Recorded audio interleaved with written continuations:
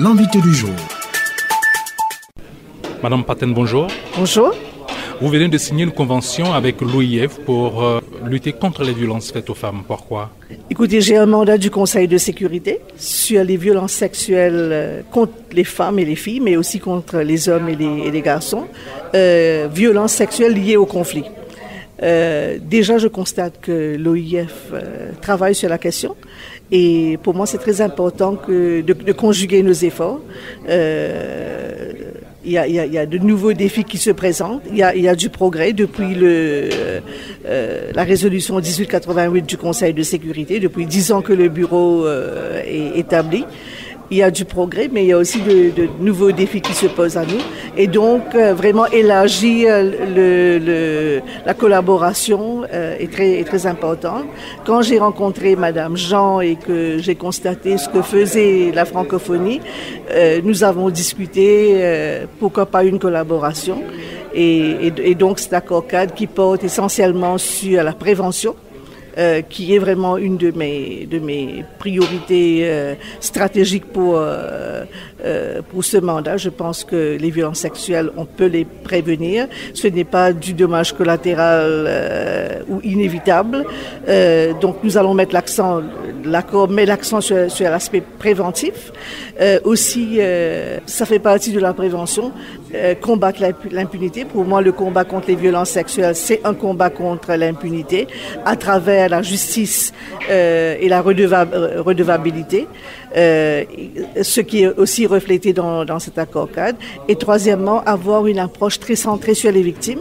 Pour moi, le visage du mandat lui-même est celui d'une victime, femme, enfant, mais aussi hommes et les petits garçons. Et donc, nous voulons mettre l'accent sur les services qui seront octroyés aux victimes des violences sexuelles en temps de conflit.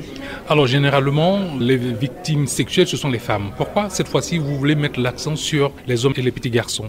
Écoutez, moi j'ai un mandat du Conseil de sécurité. Et si vous lisez la résolution 1888, c'est un mandat qui porte sur toutes les violences sexuelles, aussi les violences sexuelles contre les hommes, même si la résolution reconnaît que les femmes et les filles sont majoritairement victimes.